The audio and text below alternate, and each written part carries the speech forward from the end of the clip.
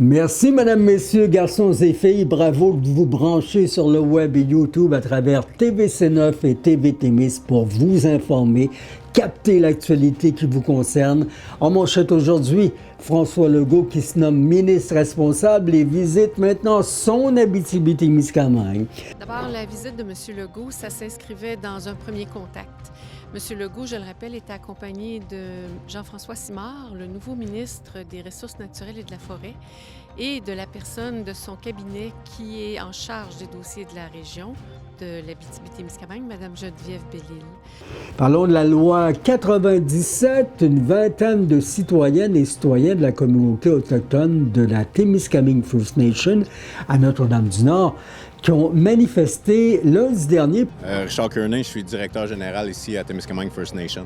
Manifestation qui survient en ce lundi. Qui sont les manifestants? Ici, on retrouve les membres de la communauté de Témiscamingue First Nation, aussi accompagnés du conseil de la communauté. Le prestigieux concours Célestion Cassius 2025 remis au fromage au village à Lorrainville. On a été très surpris parce que dans le fond, les Cassius, ça marche un petit peu comme les Oscars. Fait que on envoie les fromages à la fin mai. À fin juin, ils dévoilent les nominés. Habituellement, il y a 3 nominés par catégorie. Et là, on est invité au gala à la fin, au début septembre pour savoir c'est qui les gagnants. Mais d'abord, un citoyen du Nord-Est qui a perdu à Sudbury, perdu la vie jeudi dernier sur un chantier de construction à Amherst, à 24 km de Sudbury. Selon les premières constatations, la victime qui travaillait dans une résidence de la rue Dominion Drive est morte écrasée sous une excavatrice accourue sur les lieux. La police provinciale de l'Ontario, les pompiers, les services paramédicaux n'ont pu dès leur arrivée que constater le décès de l'homme de 42 ans. Une enquête est amorcée. Les membres de l'unité intégrée de sécurité routière et de la division des enquêtes criminelles travaillent en collaboration avec le coroner et le ministère du Travail pour déterminer comment est arrivé l'accident. Toutes personnes qui ont des informations, vous pouvez les transmettre à la police au 705 675 91 71 ou à Échec au crime, c'est le 705 222 84 77. Maintenant, les policiers de la SQ qui tiennent à vous prévenir à la suite d'observations sur les réseaux sociaux, certaines personnes qui ont été victimes de crimes qui expriment quand même du mécontentement face aux cambrioleurs arrêtés récemment ou recherchés après des vols dans des maisons ou des cabanons de Notre-Dame-du-Nord notamment. Des réactions faites de manière agressive, proférant même des menaces. Les agentes et agents souhaitent rappeler et prévenir chacun que toute forme de menace, qu'elle soit verbale ou écrite, peuvent donner lieu à des procédures de poursuite judiciaire contre vous. Attention! Et maintenant, en politique, il a visité sa nouvelle région, le premier ministre François Legault, qui compte bientôt rencontrer les Témiscamiens, c'est ce que nous a assuré, j'ai demandé, son attachée politique Catherine Hamel à la veille du premier passage annoncé du nouveau responsable de l'Abitibi-Témiscamingue, survenu vendredi, cette visite le 19 septembre, en Abitibi. Un signe laisse-t-on présager de préoccupation pour les différents aspects économiques et la pression vécue dans les dernières années par les citoyennes et citoyens au Témiscamingue. Rappelons que la préfète Claire Bolduc a réclamé, elle aussi, insistante, comme tous les préfets d'ici, des retombées plus équitables et favorables au développement local lors de dénonciations survenues récemment à Québec. Le nouveau responsable de l'Abitibi-Témiscamingue qui souhaitait tôt le matin rencontrer la direction du CISAT, les préfets de la région et des gens d'affaires et élus de Malartic et d'Amos. Il a fait des entrevues radio, mais pas télé. Québec qui a octroyé, on en va parler vendredi dernier, des mégawatts pour le développement de la mine Odyssée à Malartic. De l'électricité sans frais jusqu'en 2046, 25 MW environ donnés à Mine Anico Eagle Limited pour la mine Odyssée du complexe canadien de Malartic grâce au bloc d'énergie verte d'Hydro-Québec. La mine Odyssée, actuellement en construction, va continuer d'alimenter l'usine de traitement du minerai du complexe canadien de Malartic, située à proximité du site. Selon Québec, l'annonce marque une étape importante puisqu'au plus fort de l'activité, la mine Odyssée généra 1600 emplois avec un salaire moyen de 140 000 $ par année. C'est beaucoup, hein? La mine Odyssée qui est en voie de devenir la plus grande mine d'or souterraine au Canada, ses activités devraient assurer des retombées significatives pour la région et l'ensemble du Québec, et ce, au-delà de 2042. L'annonce s'inscrit dans la volonté du gouvernement du Québec et Hydro-Québec de stimuler l'économie, particulièrement dans les régions en misant sur l'énergie propre. D'ici 2050, la province qui prévoit doubler sa production d'électricité verte afin de répondre à la croissance des besoins. François Legault dit que le projet illustre parfaitement les priorités de la CAQ, qui sont de créer des emplois payants de qualité, accroître la prospérité du Québec et mettre notre énergie propre au service du développement économique de toutes nos régions, particulièrement de l'Abitibi-Témiscamingue. À son avis, on doit augmenter notre productivité, offrir des emplois passionnants pour les jeunes et consolider notre position de chef de file en énergie propre. Bilan de cette visite, on a parlé à Claire Bonduc. D'abord, la visite de M. Legault, ça s'inscrivait dans un premier contact. M. Legault, je le rappelle, était accompagné de Jean-François Simard, le nouveau ministre des Ressources naturelles et de la Forêt, et de la personne de son cabinet qui est en charge des dossiers de la région, de l'Abitibi-Témiscamingue, Mme Geneviève Bellil. La discussion avec M. Jean-François Simard a été très instructive et on attend, comme c'était une mise en contact, une première rencontre, on a établi la liste des dossiers qu'on souhaite voir traités. M. Legault venait faire des annonces dans le secteur minier, mais il prépare également d'autres annonces dans le domaine de la foresterie et dans le domaine des services à la population. Alors, on s'est bien fait entendre lors de cette première rencontre-là. On s'est assuré que M. Legault prenait toute la mesure des dossiers qui sont les nôtres, qui nous concernent, chacune dans nos MRC, mais globalement pour la région.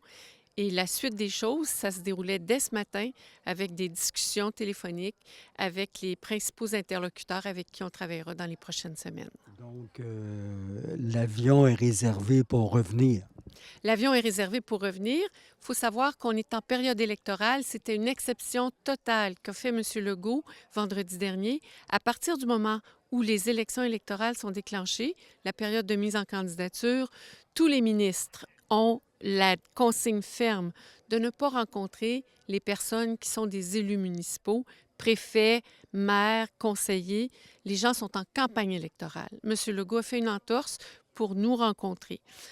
Le travail va se faire maintenant avec les personnels de cabinet pour être en mesure de faire évoluer nos dossiers et de bien faire comprendre nos enjeux. Et dès que les nouveaux élus seront en fonction, M. Legault prévoit bien revenir sur le territoire. Donc, l'attaché politique du premier ministre nous a dit « Faites-vous-en pas, M. Moreau, on va revenir. » Donc, on nous a dit la vérité. Écoutez, s'ils l'ont déjà annoncé, c'est probablement déjà en préparation dans l'agenda. Je ne peux pas présumer si oui ou non ils respecteront leur parole. Ce que je sais, c'est que M. Legault nous a donné plusieurs arguments pour qu'on comprenne bien qu'il avait l'intention de revenir. On comprend que son attachée politique, Mme Bellil, elle, sera très présente sur le territoire, en compagnie des deux candidats qui restent à la CAQ, M. Daniel Bernard et Mme Suzanne Blais. Il a donc bien l'intention d'être responsable de l'Abitibi-Témiscamingue. C'est un commentaire. Nous, en fait, on l'espère bien. Tant qu'à être nommé ministre responsable, aussi bien faire le travail de la bonne façon avec des résultats, bien entendu. Parlons de la loi 97, une vingtaine de citoyennes et citoyens de la communauté autochtone de la Témiscamingue First Nation à Notre-Dame-du-Nord qui ont manifesté lundi dernier pour montrer leur opposition à la réforme du régime forestier au Québec, la loi québécoise qui vise à moderniser le régime forestier déposé par le gouvernement de la Coalition Avenir Québec, la CAQ. Ça s'est passé le 23 avril 2025. Elle propose, la 97, de diviser le territoire forestier en 3 catégories: les zones d'aménagement forestier prioritaires, de conserver le multi-usage et le ministère des Forêts qui croit pouvoir y accroître la production de bois et rendre les forêts plus résilientes aux perturbations. La loi suscite des critiques concernant la protection de l'environnement et la consultation des Autochtones qui voient un risque pour leurs droits ancestraux et la biodiversité. Richard Kearney, je suis directeur général ici à Témiscamingue First Nation. Manifestation qui survient en ce lundi. Qui sont les manifestants? Ici, on retrouve les membres de la communauté de Témiscamingue First Nation, aussi accompagnés du conseil de la communauté. Et on manifeste contre la loi 97. Est-ce qu'on peut rappeler aux citoyens qu'est-ce que c'est cette loi? Bien, la loi est au niveau de la gestion forestière au Québec, que le gouvernement veut zoner les secteurs de coupe et puis faciliter les droits de coupe. On parle aussi de changer les ententes au niveau forestier de 5 à 10 ans. Et ça touche vos droits ancestraux, encore une fois. Exactement. De notre côté, nous, c'est sûr que ça touche les droits ancestraux des Premières Nations. La biodiversité aussi au niveau de la forêt. Et puis la gestion transparente et exclusive des terres. Et est-ce que ça empêche vos membres de tenir leur chasse ou leurs activités? Bien, c'est un peu dans le sens où on demande au gouvernement de reconsidérer leur position au niveau de la loi 97.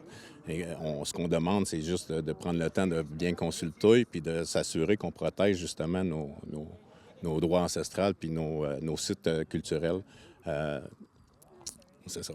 Ça fait longtemps que la loi 97 est déposée, que les citoyens, même les Québécois, tout comme les Autochtones, vous demandez des changements. On ne semble pas être à l'écoute au gouvernement du Québec. C'est un peu la raison pourquoi on se manifeste tous aujourd'hui. C'est un geste solitaire. On a toutes les Premières Nations au niveau du Québec aujourd'hui qui vont procéder à des manifestations dans ce genre-là. Oui, c'est ça. Et les gens, quand même, là, malgré le ralentissement de quelques secondes à peine, ils vous supportent et semblent comprendre. Là. La majorité de la population est supportive, vous pouvez voir. Là. On leur demande de klaxonner si on s'en support. C'est moi, je trouve ça très, très important de comprendre que c'est pas juste nous, ça touche tout le monde. C'est un peu le message qu'on est en train de partager avec la communauté. Qu'est-ce que vous demandez au gouvernement du Québec avec cette manifestation-là? Bien, ce qu'on demande, c'est le retrait complet de la loi 97. On demande la reconnaissance des droits et du titre des Premières Nations et puis la suppression du zonage prioritaire axé sur l'industrie.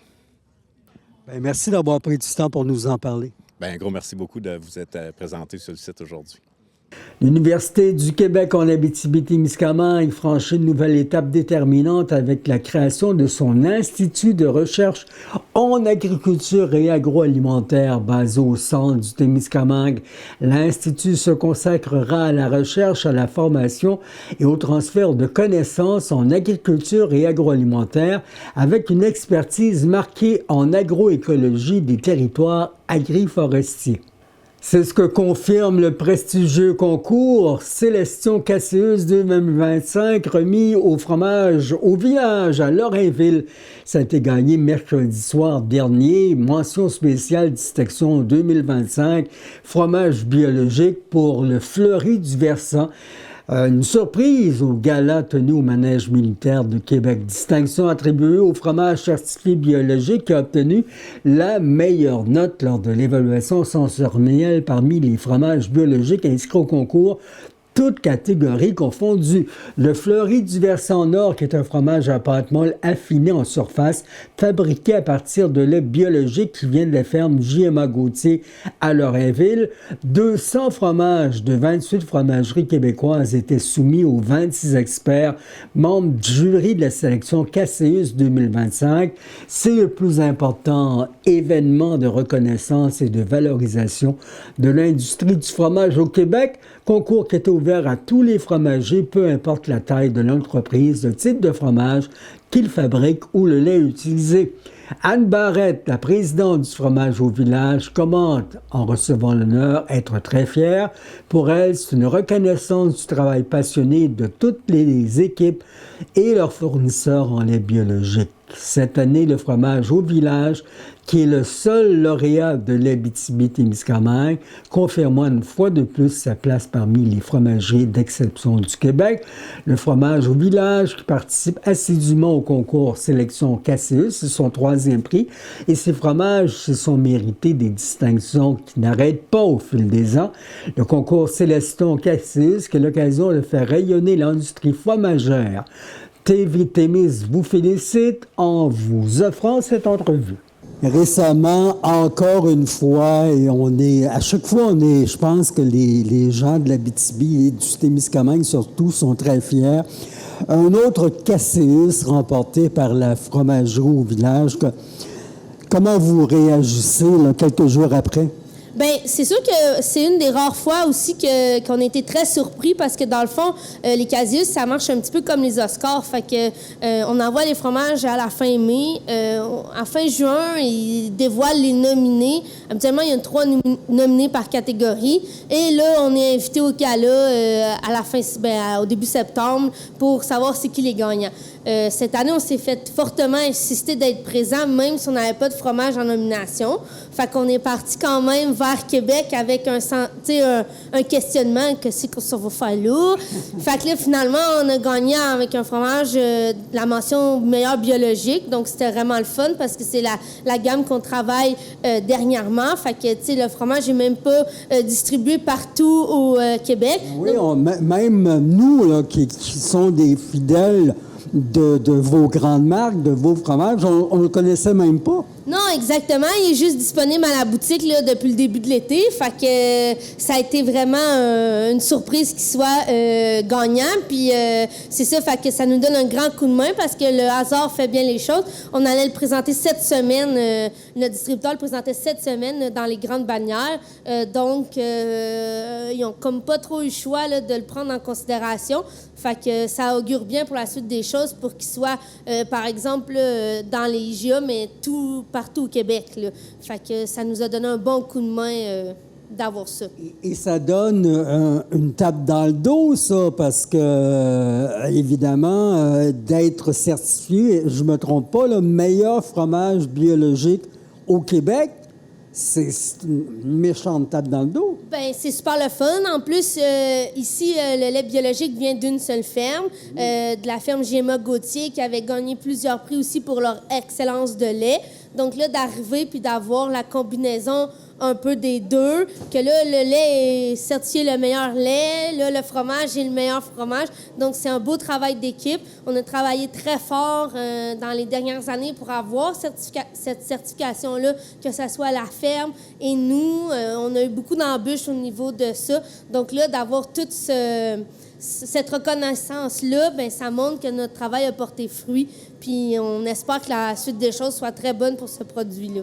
Et évidemment, ça donne un coup de main pour tous les autres produits, parce que des produits de la fromagerie au village, ça l'a éclos. Il y en a beaucoup là, qui sont arrivés maintenant.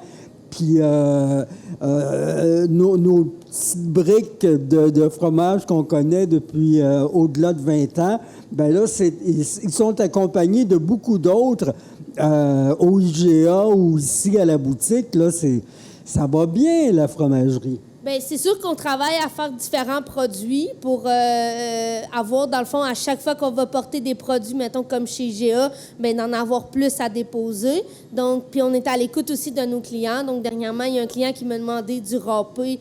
Fait que j'ai dit, ben, moi t'en faire, tu sais. Fait qu'on reste ouvert à ça. C'est sûr que le cru du clocher, le fleur d'ail, c'est des produits, ça fait longtemps qu'on fait, on maîtrise bien. Donc, c'est un peu le même concept aussi avec l'Angélus puis le cendré.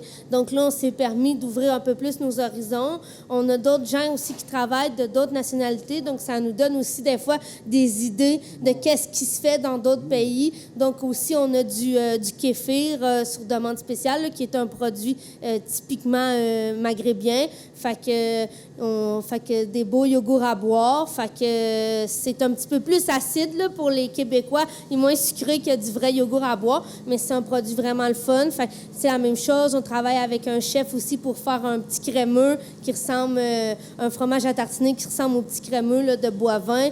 Fait que c'est des choses comme ça qui nous permettent de développer. Puis surtout le marché local pour que les gens arrêtent à la boutique puis qu'on se fasse reconnaître un peu partout.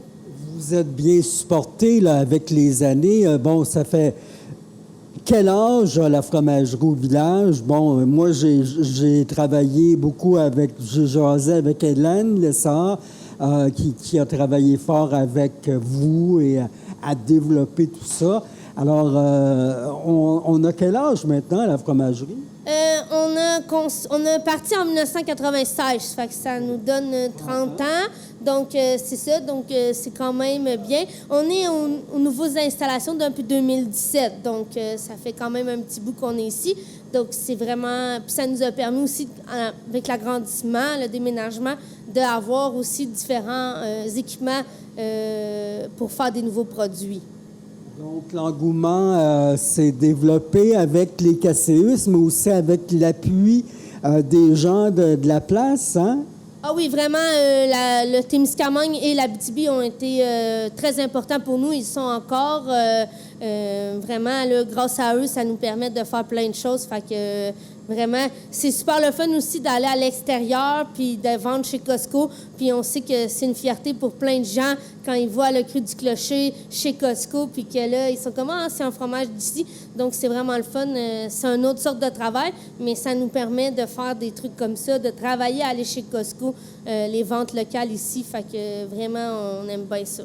Et ça veut dire que les gens qui travaillent à la distribution chez vous ont de la persuasion. Là. C'est le produit persuade de par son goût et son intérêt, mais vous êtes persuasif et je pense que gagner un KCUS comme ça, un autre, c'est le troisième que je vois sur la tablette, là.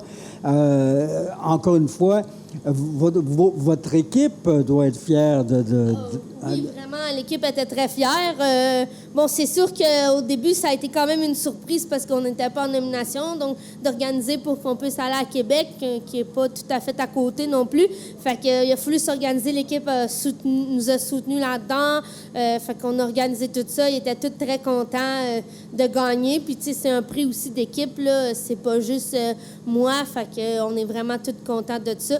Puis on travaille toute la gang très fort à essayer que le fromage se rende loin. Cette année, c'est une surprise. L'an prochain, avez-vous l'intention de vous inscrire? Avez-vous des produits qui mériteraient qu'on le connaisse puis qu'on gagne un autre KCUS? Oui, à chaque année, on s'inscrit. C'est pas toutes les années qu'on a des gagnants et c'est pas toutes les années qu'on a des nominations, mais habituellement, pas mal à chaque année, on s'inscrit. C'est quand même une compétition qui nous permet de nous mesurer, même si les nominés même si on n'a pas on n'a pas les nominations, on n'a pas les gagnants, on reçoit quand même les jugements par courriel après avec les notes, avec des notes des juges. Donc, tu sais, c'est quand même des spécialistes de l'industrie, 200 quelques fromages qui sont inscrits. Donc, ça nous donne quand même des bons feedbacks. C'est des jugements anonymes. Donc, c'est quand même intéressant de lire ce que les juges pensent du produit. Ça nous permet d'être plus d'améliorer le produit ou de dire, tu sais, des fois, la personne va dire, pas assez salé, trop salé. Donc, des fois, ça nous permet de faire des modifications avec ces jugements-là, mettons. Et pour les consommateurs au Québec, où est-ce que la fromagerie au village de Lorrainville se classe? On est-tu dans les tops ou on travaille pour monter? On travaille toujours pour monter. Ça serait... c'est sûr qu'on vise toujours plus haut. C'est sûr qu'il y a différents gagnants dans ces catégories-là. Il y a des fromageries que, oui, ont des très, très bons produits, mais qui sont distribués, c'est très, très petit, très, très niché.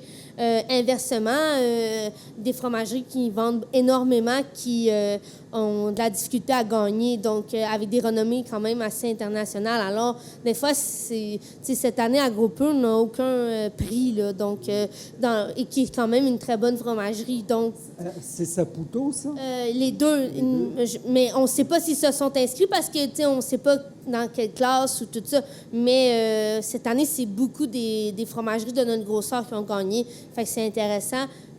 Quelques plus grosses, comme Lancette et Bergeron, qui ont gagné. Mais il n'y a pas eu de ultra industriels qui ont gagné. Fait que ça dépend qu'est-ce qu'on veut. Pour l'instant, on travaille toujours pour aller plus haut. où ce qu'on est plus haut. Je vois pas où vous avez le temps de donner des entrevues, mais je suis très content que vous ayez parlé aux gens de TV Témis et surtout, certainement que nos téléspectateurs sont encore très fiers de vous et de produits fabriqués à Lorrainville dans notre Témiscamingue. On est fiers et on vous félicite encore. Merci, M. Moreau. On en est au sport. En boxe, les policiers et les anciens délinquants ont été en action récemment. Le rapprochement avec les jeunes par le conditionnement physique à la fin de juillet dernier, qui a permis aux agents de la SQ à Ville-Marie de participer à un entraînement donné par le nouveau club de boxe du Témiscamingue, soit Boxe Témix. L'entraînement incluait un parcours intensif basé sur la force et le conditionnement physique, ainsi que des techniques de boxe. Le club qui a été créé, vous vous en souviendrez, on vous en a parlé, à des fins de prévention de la délinquance chez les 13-18 ans. Ça a été inauguré en juin dernier. Sur la photo, on voit des jeunes athlètes du club et le sergent Michael Fournier, l'agent Karel Sarrazin, les cadets Sarah Jade Julien, Sabrina Julien, le sergent Matthew McBride également. L'entraîneur-chef du club et les autres entraîneurs étaient là, Martin Desrochers et Sylvain Falardeau. Cette participation qui a permis au poste de Ville-Marie de tisser des liens importants auprès des jeunes de la municipalité régionale de Comté, en plus de promouvoir leur santé physique. La journée s'est terminée par une compétition amicale de saut à la corde.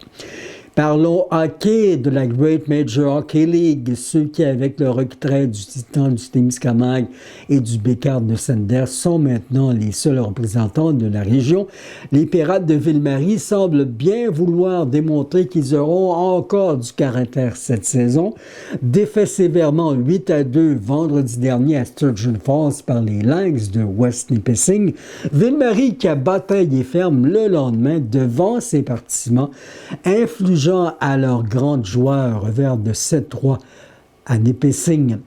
2 joueurs ont fait la pluie et le beau temps au cours des 4 premiers matchs de la jeune saison. Mathis Bernard, le numéro 74, 5 buts, 5 passes pour 10 points.